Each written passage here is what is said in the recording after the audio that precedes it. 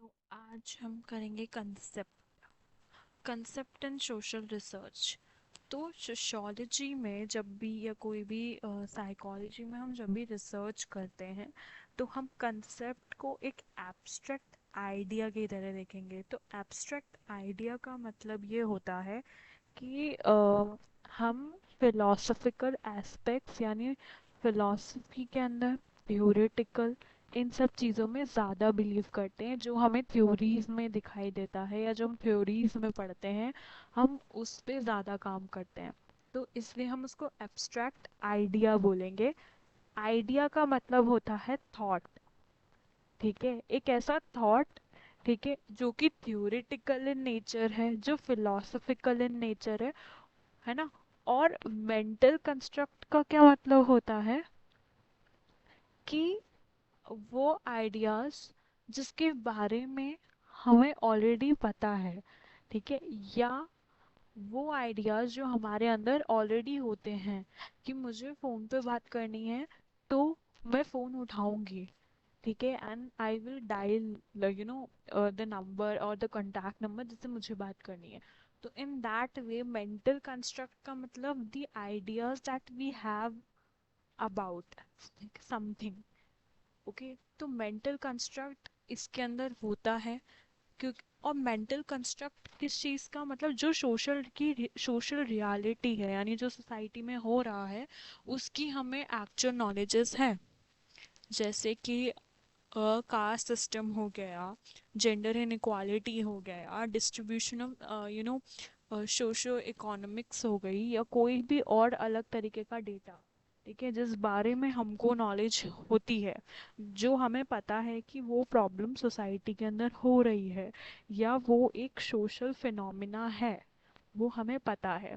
ठीक है, तो कंसेप्ट क्या है ना, सोशोलॉजिकल इंक्वायरी है। सोशोलॉजिकल इंक्वायरी का मतलब कि हमें ये सब चीज़ें दिख रही हैं, हम इन सबको ऑब्जर्व कर सकते हैं, इनको हम फील कर सकते हैं। ठीक है, हमें लाइक एक स्पेसिफिक टाइम के अकॉर्डिंग चीज़ें समझ आ रही है। जैसे कि कास्ट सिस्टम हमें बहुत टाइम लगा था लोगों को समझने के लिए, लेकिन वो हमें समझ आ रही थी क्योंकि वो सब चीज़ें हम ऑब्जर्व कर रहे थे हमारे इन्वायरमेंट के अंदर। ठीक है, कि भाई जिस तरीके से मैल प्रैक्टिसेस होती थी, जिस तरीके से काफ़ी ज़्यादा कास्ट सिस्टम में प्रैक्टिसेस गलत होती थी, सती प्रथाएं होती थी, वो सब हमें एक्चुअली पता था कि वो सोसाइटी के अंदर कितनी गलत है। तो सेम चीज़ यही होती है सोशोलॉजिकल इंक्वायरी के अंदर, जो अभी हम ये पढ़ेंगे कि सोशोलॉजिकल इंक्वायरी मतलब कि हमें एक बेसिक आइडिया होता है, हमें एक बेसिक थॉट होता है, या बेसिक हमें इस चीज़ के लिए हम बेसिक चीज़ें जो हम जानते हैं, और क्योंकि हम इसलिए जानते हैं क्योंकि या तो हम एक्सपीरियंस कर चुके होंगे या वो हमने वो चीज़ ऑब्जर्व करी होगी हमारे इन्वायरमेंट के अंदर। तो इसलिए हम उसे सोशोलॉजिकल इंक्वायरी कहते हैं। ठीक है, तो इसका कंसेप्ट का, अगर हम कंसेप्ट को सोशल रिसर्च में देखें तो ये भाई रिसर्चर को बहुत ज़्यादा हेल्प करती है चार एस्पेक्ट में। ठीक है, एक तो इंक्वायरी करने के लिए, एनालाइज करने के लिए, अंडरस्टैंड करने के लिए और एक्सप्लेन करने के लिए। जो भी सोशल फिनोमेना यानी कि जो भी हम सोसाइटी के अंदर देख रहे हैं, जो हमारी सोशल लाइफ से रिलेटेड है, ठीक है, जिसे हम समझ रहे हैं, ओके, वो। तो जैसे सोशल फिनोमेना के अंदर हमारी आती है सोशल लाइफ, वो लाइफ जो कि हम समझ रहे हैं। ठीक है, वो प्रॉब्लम जो हम सोसाइटीज़ में देखते हैं, है ना, डेट टाइम के साथ देखते हैं, बट हमें वो चीज़ समझ आ जाती है। तो अब हम बात करते हैं कैरेक्टरिस्टिक्स क्या होती है। कैरेक्टरिस्टिक्स में सबसे पहला नाम जो आता है वो आता है एब्स्ट्रैक्टेडनेस का, एब्स्ट्रैक्टनेस का। ठीक है, एब्स्ट्रैक्ट इन नेचर मतलब कि भाई वो थ्योरेटिकल कंसेप्ट होता है, फिलोसफिकल चीज़ों पे बात करता है। यानी कि अगर सोशल स्ट्रैटिफिकेशन है तो वो पहले थ्योरीज पे बिलीव करेगा।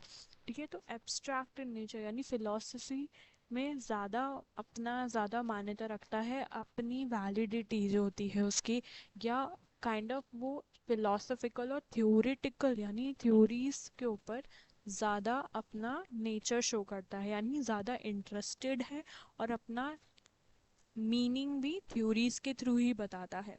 लाइक जेंडर इनइक्वालिटी है तो उसमें बहुत सारी थ्योरीज दी गई है, ठीक है। और या हम वर्ना सिस्टम की बात करें तो वो भी एक थ्योरेटिकल कंसेप्ट, ठीक है। हालांकि थ्योरीज जो होती हैं वो डे टू डे लाइफ से ही बेस्ड होती हैं, इस तभी तो वो थ्योरीज होती हैं और तभी तो हम उसको वैलिड करते हैं। तो सेम थिंग हम कंसेप्ट में भी देखेंगे। तो सबसे पहली चीज आती है एब्स्ट्रैक्टेडनेस। एब्स्ट्रैक्टेडनेस के अंदर हम फिनोमिना को डिटरमाइन करते हैं, ठीक है। वो डिटरमाइन करते हैं वो फिनोमिना को जो चीज़ें हम डायरेक्टली हमारे सेंसेस के थ्रू ऑब्जर्व नहीं कर सकते, ठीक है। जैसे कि लाइक हम सोशल क्लास है, जेंडर है, प्रिज्यूडिस, हम स्टीरियोटिपिकल थॉट्स को जो हैं वो डायरेक्टली ऑब्जर्व नहीं कर सकते हम लोग, ठीक है। तो वो चीज़ एब्स्ट्रैक्टेडनेस में आती है, वो हम सिर्फ थ्योरीज के अकॉर्डिंग ही देख सकते हैं। हम वो चीज़ें हम एब्स्ट्रैक्टनेस में देखेंगे जो कि एक फिनोमेना, एक आइडिया वो होता है जिसको हम डायरेक्टली नहीं देख सकते या डायरेक्टली ऑब्जर्व नहीं कर सकते हमारे सेंसेस के थ्रू। सोशल एक क्लास है, सोशल क्लास को हमने एज अ इस तरीके से ट्रायंगल के अंदर रिप्रेजेंट करा है, ठीक है। तो वो चीज़ थ्योरीज में दे रखी है, ठीक है। वो थ्योरीज भी तभी बनी है जो कि रियल लाइफ में वैलिड थी। अब बात करते हैं थ्योरेटिकल फाउंडेशन की। थ्योरेटिकल, थ्योरेटिकल मतलब थ्योरी बेस्ड होना, थ्योरी बेस्ड होना, थ्योरीटिकल यानी एक फिलोसफिकल कंसेप्ट लाना, थ्योरीज पे बात करना, ठीक है। और रियलिस्टिक नेचर के अंदर बाद में वो अप्लाइड होती हैं। अंडरपिनिंग, हम बात करते हैं अंडरपिनिंग। अंडरपिनिंग का मतलब होता है, ठीक है, अंडरपिनिंग मीन्स टू सपोर्ट। जब भी थ्योरेटिकल फैक्टर्स जो होते हैं ना वो सोशोलॉजिकल थ्योरीज को ग्राउंडेडली सपोर्ट करते हैं, ठीक है। क्योंकि देखो थ्योरीज से ही थ्योरेटिकल कंसेप्ट आया, ठीक है। तो यहाँ पे भी वही चीज़ हो रही है। तो जब भी यू you नो know, कोई, क्योंकि रिसर्चर इनमें क्या होता है ना कि बुकिश, यानी ये क्या करते हैं, रिसर्चर को अगर कोई मान लो सोशल स्ट्रैटिफिकेशन या क्लास पे स्टडी करनी है तो वो थ्योरीज पे स्टडी करेगा सबसे पहले। तो क्या होता है ना कि ये बेस सिस्टम होता है, ये बेस सपोर्टिव होता है, ये थ्योरेटिकल फाउंडेशंस क्या होते हैं कि वो एक रिसर्चर को सपोर्ट करते हैं कि कैसे वो उस एक पर्टिकुलर थ्योरी में से क्वेश्चंस बनाए, फॉर्मुलेट करे और कैसे डेटा कलेक्ट करे, कैसे उन डेटा कलेक्ट करने के बाद उसका एनालिसिस और इंटरप्रिटेशन करे। तो थ्योरेटिकल चीज़ें जो होती हैं वो सोशियोलॉजिकल थ्योरीज को सपोर्ट करती हैं। और यही की यही चीज़ जब जब ये पूरा सर्कल हो रहा होता है, जैसे मान लो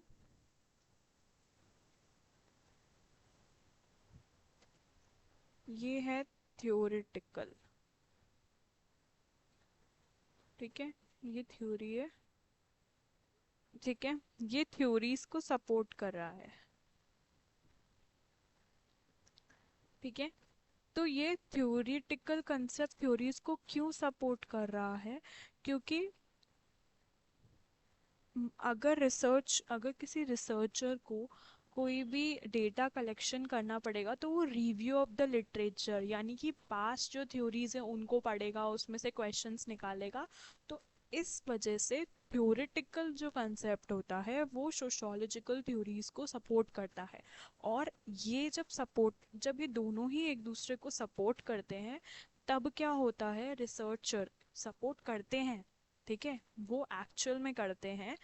तब क्या होता है, रिसर्चर उसको देखते हुए यानी जो थ्योरेटिकल कंसेप्ट है उसको देखते हुए ही अपनी रिसर्च क्वेश्चंस बनाता है, अपने ही हाइपोथेसिस को डेवलप करता है और उसी की हेल्प से डेटा कलेक्शन करता है, उनको समझता है, ठीक है। ये सारी चीज़ें थ्योरेटिकल फ्रेमवर्क के अंदर होती है। थ्योरेटिकल फ्रेमवर्क मतलब मैंने एक थ्योरी उठाई, ठीक है, थ्योरी उठाई मैंने, फिर उस थ्योरी को समझा, अंडरस्टैंड किया, ठीक है, एनालाइज किया, को एक्सप्लेन किया, मैं उससे खुद क्या समझती हूँ मैंने वो चीज़ लिखी। फिर मैंने उस पे क्या किया ना, हाइपोथेसिस बनाया कि ऐसी कौन सी चीज़ है जिसमें मैं इस पे रिसर्च कर सकती हूँ। ठीक है, फिर उसके बाद मैंने ऑब्जर्वेशन दिया, डेटा कलेक्शन करा, फिर अब एक थ्योरेटिकल, अपना एक नया थ्योरेटिकल फ्रेमवर्क उस बनाया। ठीक है, वो मैंने कैसे बनाया, क्योंकि मैंने उसमें थ्योरेटिकल का सपोर्ट लिया था। क्योंकि जो थ्योरेटिकल सपोर्ट होता है ना, वो सोशियोलॉजिकल थ्योरीज को सपोर्ट करता है। थ्योरेटिकल सपोर्ट जो होता है, यानी जो थ्योरेटिकल कंसेप्ट है, वो सोशियोलॉजिकल थ्योरीज को सपोर्ट करता है। जिस वजह से जो रिसर्चर होता है वो अपने खुद के क्वेश्चंस बना सकता है, हाइपोथेसिस डेवलप कर सकता है और डेटा कलेक्शन कर सकता है। दूसरी चीज आती है ऑपरेशनलाइजेशन। ऑपरेशनलाइजेशन मतलब ऑपरेशनलाइज करना। ठीक है, मतलब तो किसी चीज का सपोर्ट करना, ठीक है, या फिर किसी चीज को एक्टिव में लेकर आना, उसे हम ऑपरेशनलाइज कहते हैं। ठीक है, या तो अगर हम ऑपरेशनलाइज की बात करें तो पुट समथिंग इन यूज और एक्टिवेट करना। तो रिसर्चर को हमेशा एक वेरिएबल्स और कुछ इंडिकेटर्स जो होते हैं ना, उनको ऑपरेशनलाइज यानी उनको एक्टिव रखना चाहिए, ताकि वो जो भी चीज़ मेजर करना चाह रहे हैं, जो भी चीज़ वो ऑब्जर्व करना चाहते हैं, वो उनको आसानी से हो जाए। ठीक है, जैसे कि रिसर्चर्स जो होते हैं, वो उनको ऑपरेशनलाइज की इसलिए ज़रूरत होती है क्योंकि उनको वेरिएबल जो होता है, वेरिएबल डिफाइन करने से या उसके इंडिकेटर समझने से आराम से कोई चीज़ डिफाइन हो सकती है, ऑब्जर्व्ड हो सकती है और मेजर्ड हो सकती है। यानी कि अगर हम बात करें सोशल मोबिलिटी की, तो सोशल मोबिलिटी एक ऑपरेशनलाइज है। ठीक है, जो कि उसको हम समझ सकते हैं।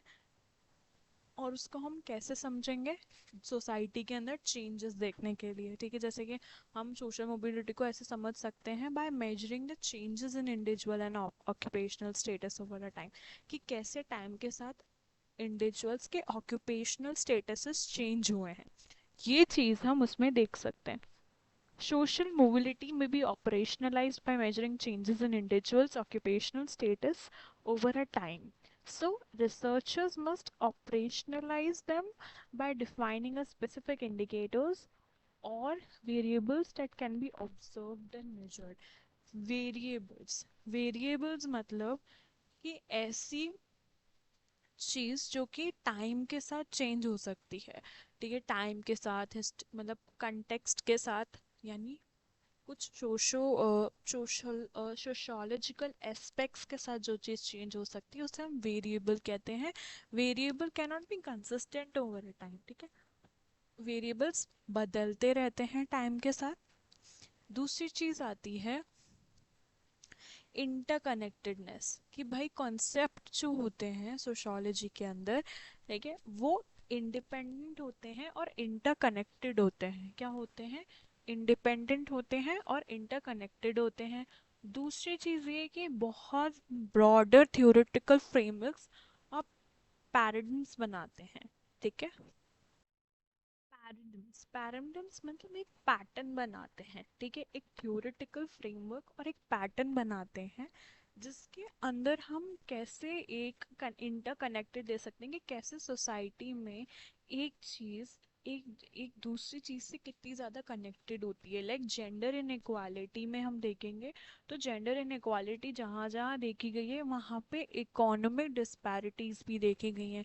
ठीक है, इकोनॉमिक डिस्पैरिटीज का मतलब ये है कि भाई घर में से सिर्फ मेल मेंबर ही काम कर रहे हैं, मेल मेंबर ही ब्रेड विनर्स हैं। तो उस सिचुएशन के अंदर वहाँ पे सिर्फ मेल ही काम कर रहे हैं हर जगह।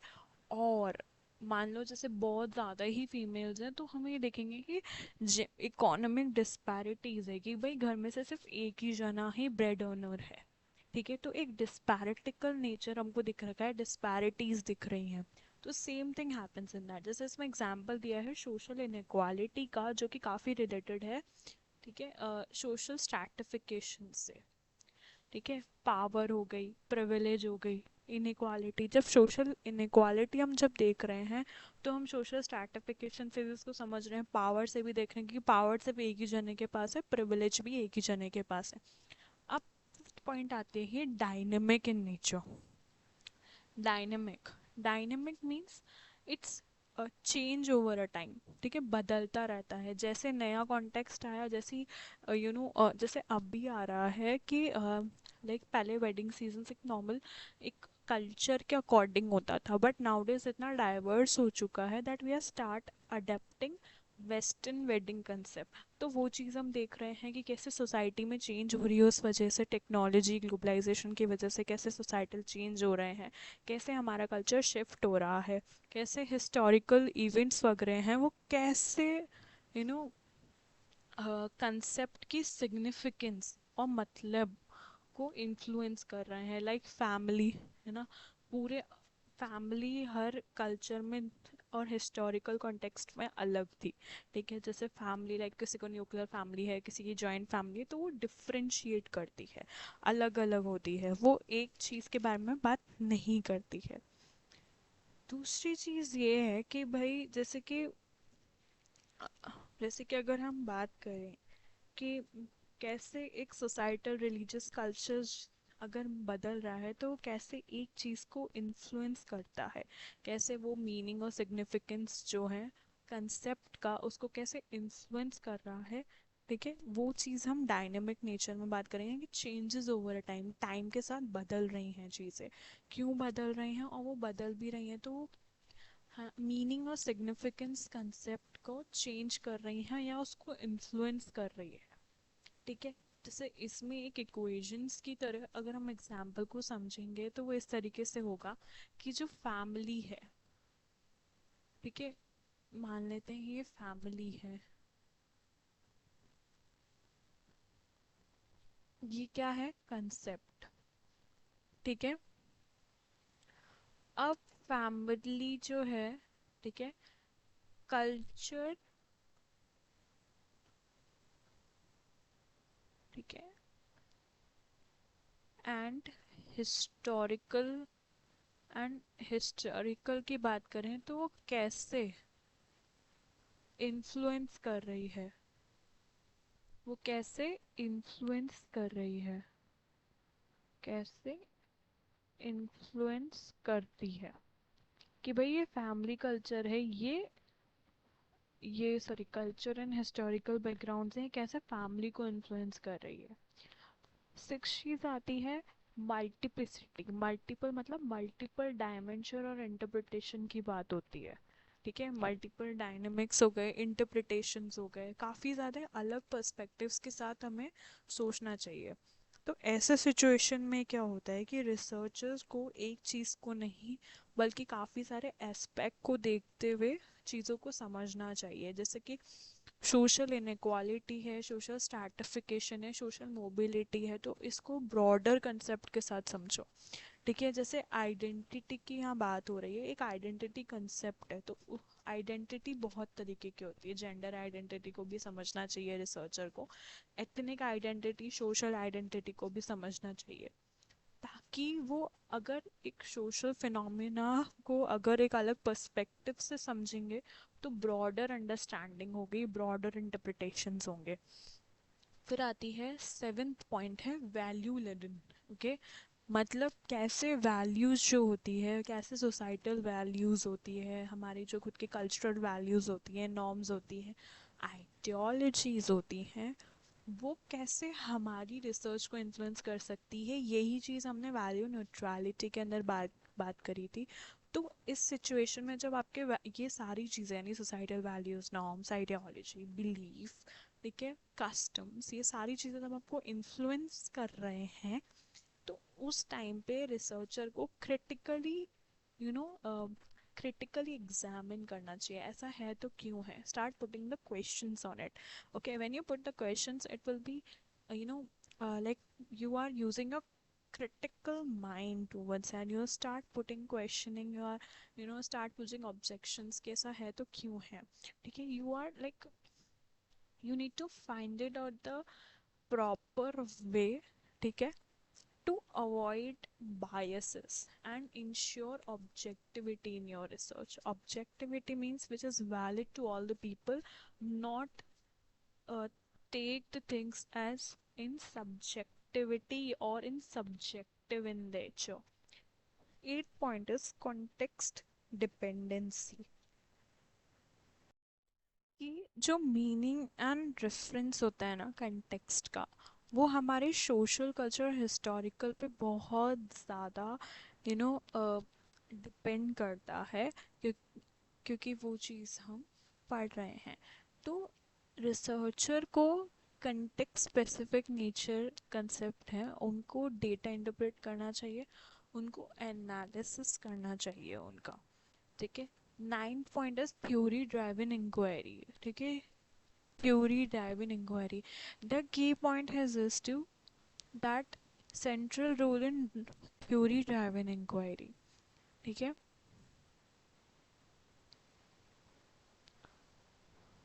ये वेट, थ्योरी ड्रिवन या ड्राइवन इंक्वायरी।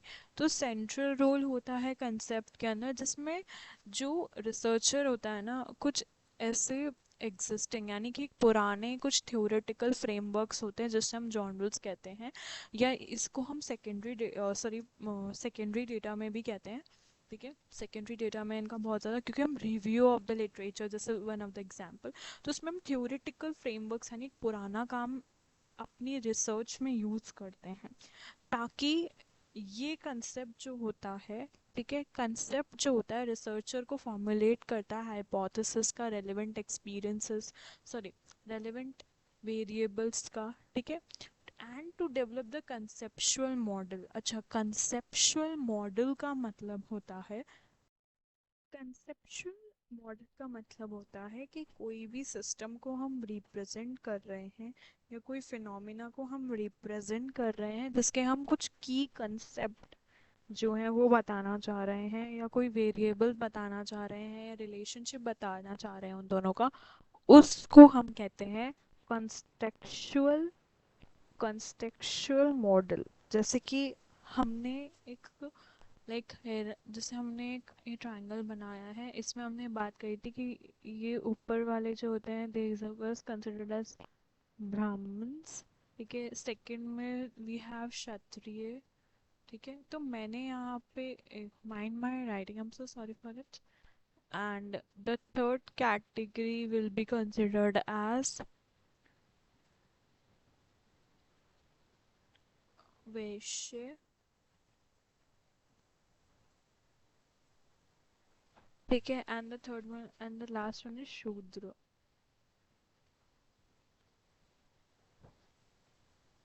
ठीक है। तो ये जो ट्रायंगल यानी कि ये जो चीज़ हम रिप्रेजेंट करना चाह रहे हैं, वो है कास्ट सिस्टम इन इंडिया और like occupational statuses on earlier time. तो ये एम्पेरिकल, ये थ्योरी ड्राइवन इंक्वायरी में हम इसको कंसेप्शन मॉडल के थ्रू एक्सप्लेन कर रहे हैं एक सोशल फिनोमेना को, कि भाई ऐसे ऐसे होता है, कि है ना, इस तरीके से हायरार्की में हम डाल रहे हैं, ठीक है, एक पर्टिकुलर कास्ट को। तो इसी चीज़ में कंसेप्चुअल मॉडल का यूज़ हम तब करते हैं जब हमें किसी का रिलेशनशिप बताना हो, वेरिएबल्स का रिलेशनशिप बताना हो, कंसेप्ट का बताना हो रिलेशनशिप, या फिर हमें यू नो कोई फिनोमेना को कोई दर्शाना हो, तब हम थ्योरी ड्राइवन इंक्वायरी के अंदर कंसेप्चुअल मॉडल का यूज़ करते हैं, ताकि हम कोई सोसाइटी में हुए हुए कुछ प्रॉब्लम्स का आसानी से लोगों को समझा सकें, अपनी रिसर्च को सिंपलर तरीके से थोड़ा एक्सप्लेन कर सके, अपने फिनोमेना जो आपने स्टडी किया है उनको बाय डायग्राम्स, ग्राफ, उस तरीके से कंसेप्चुअल मॉडल हमारे डायग्रामेटिक अप्रोचेस में भी है। टेंथ आता है एम्पेरिकल एप्लीकेशन, ओके। सबसे पहले तो एम्पेरिकल मतलब, ठीक है, research that is based on observation, measurement of phenomena जिसमें हम एक्सपीरियंस देखते हैं, हम ऑन ग्राउंड देख कर आते हैं, हम ऑब्जर्व करते हैं, एक्सपीरियंसेस लगाते हैं, अपने प्रैक्टिकल एक्सपीरियंसेस इसमें हम हमारे यूज़ करते हैं। तो इसके अंदर क्या होता है कि एब्स्ट्रैक्ट नेचर होते हैं, ठीक है। इसके अंदर एक रिसर्चर जो होता है एम्पेरिकल रिसर्च को अप्लाई करता है, जैसे इसमें सर्वे, ऑब्जर्वेशन, इंटरव्यू, एक्सपेरिमेंट, ठीक है, ऑपरेशनलाइज कंसेप्ट को यूज़ करता है ताकि वो एम्पेरिकल डेटा उसको क्वालिटेटिवली एनालिसिस कर सके और क्वांटिटेटिवली उसको समझ सके या इंटरप्रेट कर सके। तो ये होता है एम्पेरिकल एप्लीकेशन।